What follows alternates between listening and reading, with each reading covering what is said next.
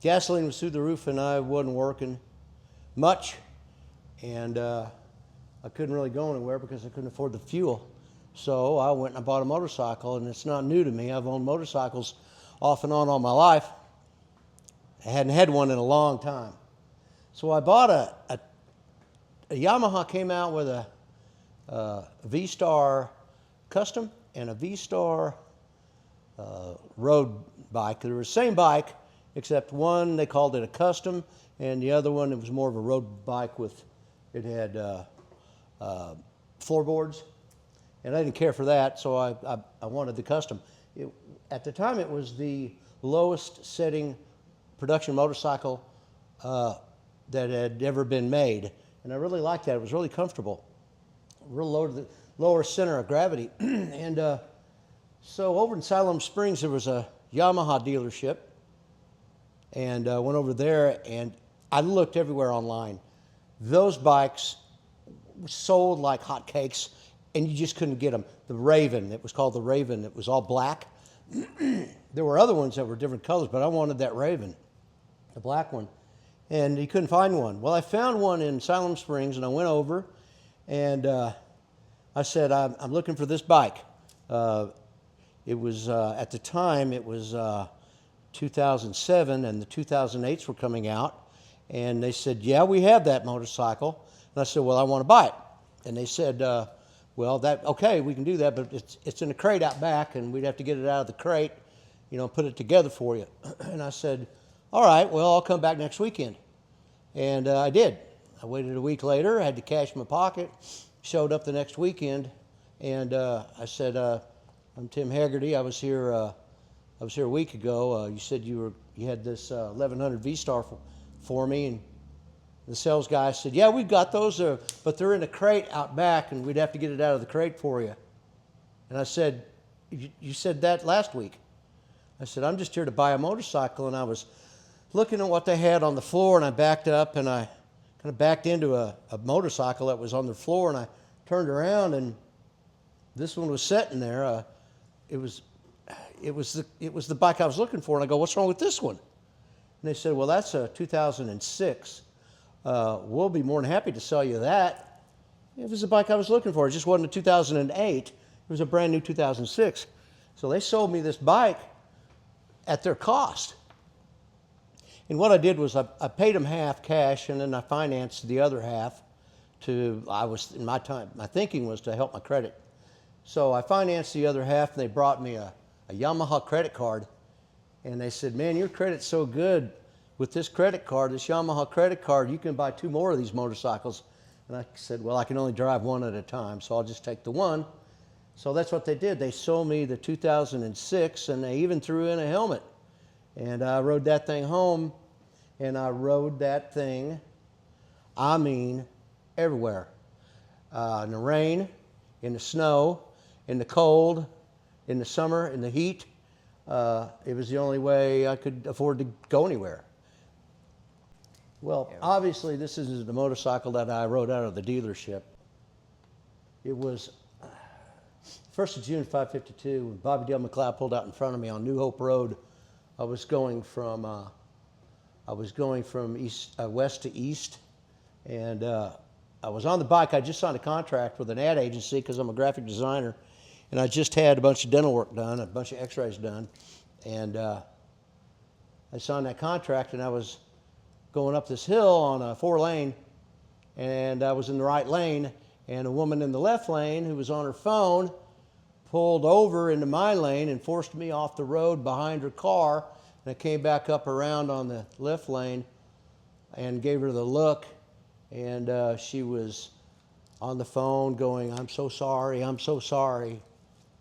So I'm in the left lane, and then a little further down the road, I spot a SUV pulling out from a residential neighborhood into the right lane as we were all approaching, and I thought to myself, oh no. And then he pulled into my lane, and I thought to myself, oh hell no. I had enough reaction time. Do I hit him head on, or do I hit him at a 45? I hit him at a 45, left a 17-yard black mark bounced off his SUV, and another car ran over my leg. And I should have died. I should have died then. But I didn't. Thank God. It's only God's grace that I'm alive telling the story right now. So I woke up in a metal box with a crowd around me, which turned out to be a ambulance. Fast forward, while I convalesced at home in the hospital, and then I got out and I convalesced at home, it was rough. It was a bad wreck. I went ahead and I bought the salvage motorcycle. I called up the insurance company, and they paid me a lot. They gave me a lot of money. And so I had plenty of money from the wreck, which is no way to make money, but anyway, I had some coin. So I asked the insurance guy, I go, I want to buy the salvage, how much? He said, $2,000. I said, I'll give you $1,000. He said, okay. So they delivered the bike to me, and what was left of it, the front end, and I'm gonna give Omar some photos of what it looked like the before and after. But the front end was all tore up. The handlebars were bent. I mean, that's how strong I am. And the frame here under the fender was tweaked. So I bought the salvage, took it all apart, and I had a buddy of mine who straightens frames on cars. He's a biker, a hardcore biker. He walks the walk and talks the talk. And he straightened the frame for me.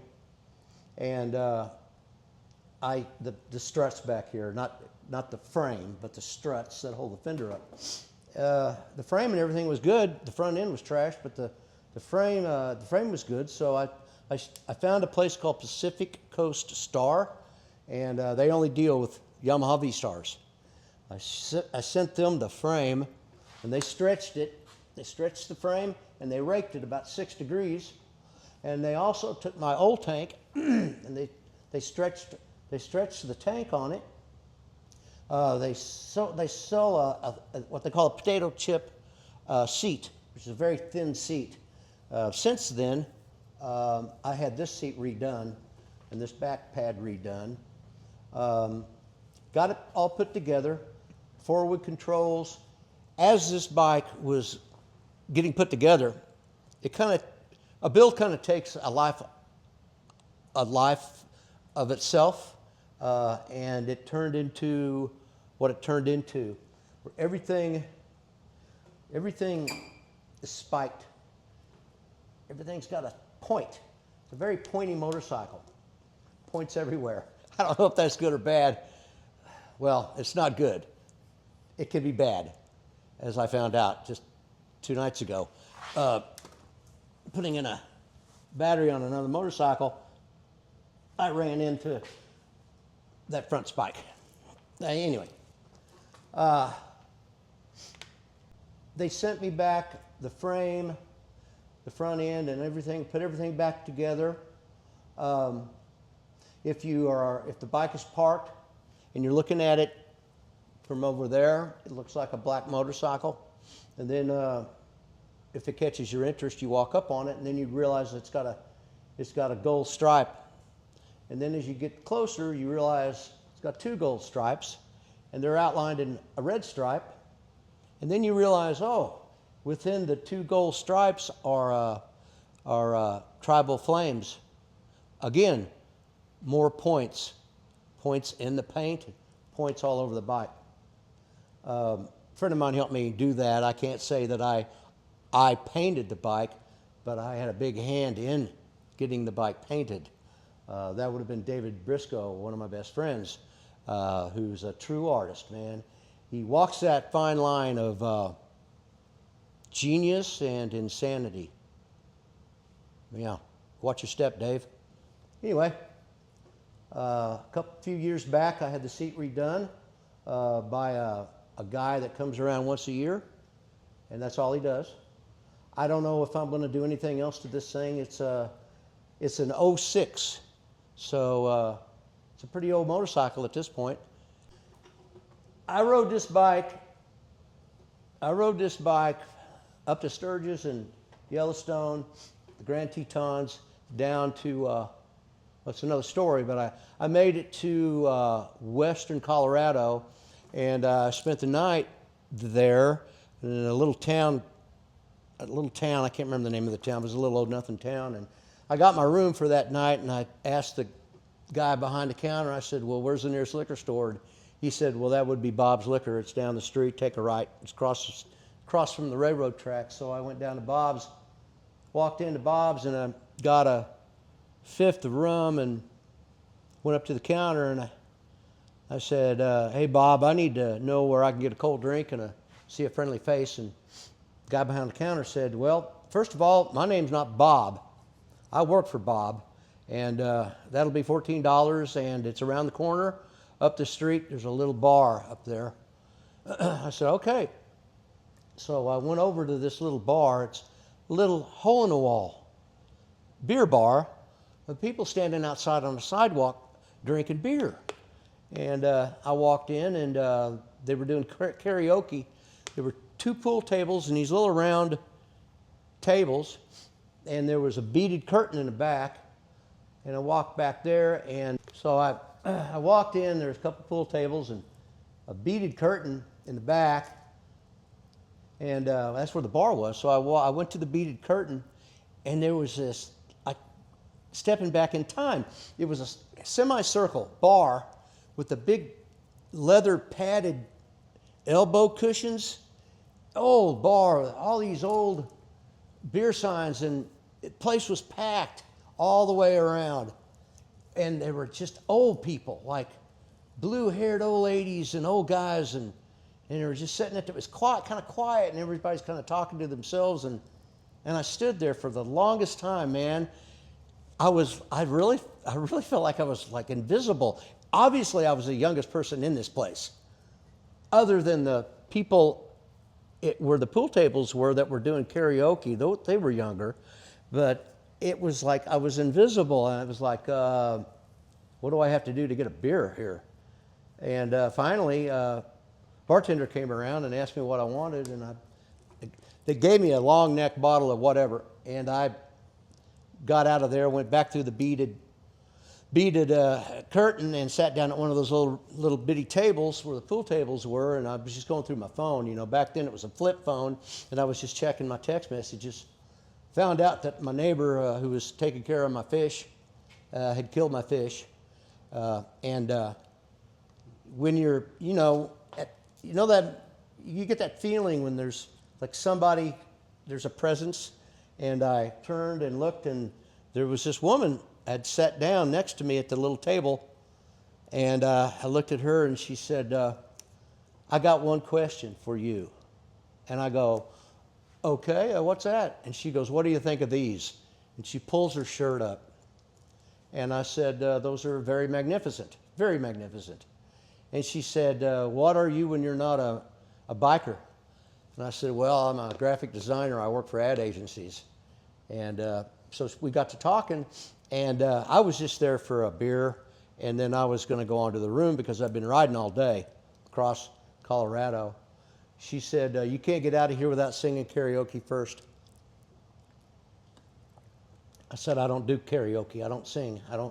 I just don't do that. She wouldn't let me leave. At one point, I dodged around her to get out the door. She came back around me, and she sat on my motorcycle and would not allow me to leave until I sang karaoke. I said, okay, I knew one song. I know one Frank Sinatra song, that's Summer Wind. I know that song. I can sing that song without looking at any karaoke words. So she came back and she goes, well, they don't have that song. And I said, I thought, well, I'm off the hook, man. And then they came back and they said, we found the song. So I got to sing. I did. I got up and I started to sing Summer Wind by Frank. I was singing, and it was like I got tunnel vision, like everything closed in around me, dark, and all I saw was this little circle. And I'm singing Frank, and I'm getting towards the end of the song, and I'm coming out of it. Oh, the summer wind. And the song's over, and I'm hearing all this applause.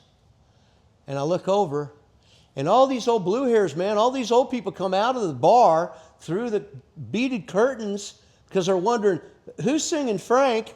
And they all come out from the bar, and it gave me a standing ovation. It just blew my mind. So anyway, I got out of there. I sang karaoke. I got out of there, and I never saw that girl again. No future plans other than... this thing gets a lot of looks, man. It gets a lot of looks. And since I had this thing redone, since I redid this bike, I've wrecked it again since then. I laid it down about 3 years ago. That's where this came from. I got some road rash up this side. The tow truck guys, that's another story. That's a great story. I'm writing a book, and that story is going to be in the book. The book is called How I Flipped a Script, because throughout my entire life, you got to have a running theme in a book if you're going to write a book. It's a memoir. And the running theme in my book is how people tried to screw me over in life, and how I flipped the script on them, turned the tables on them, and came out ahead.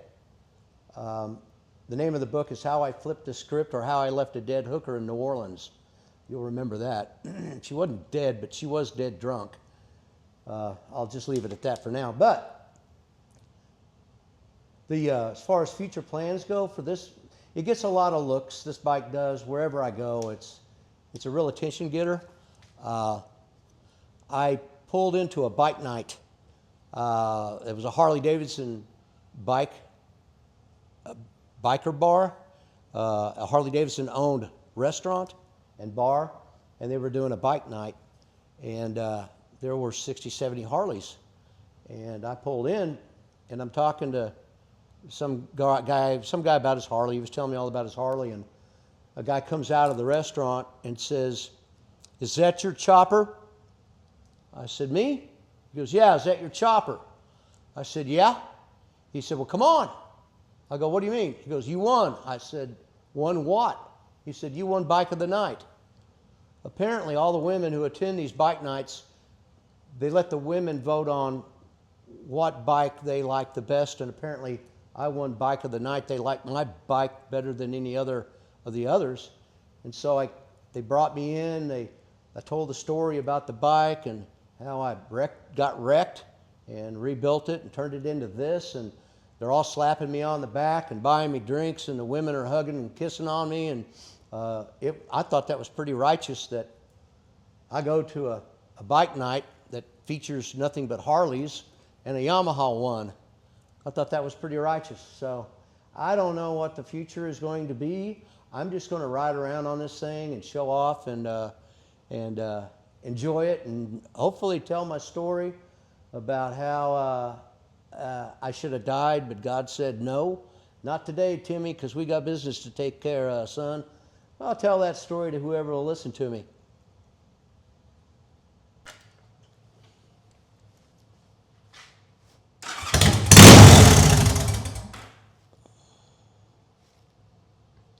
Uh-oh.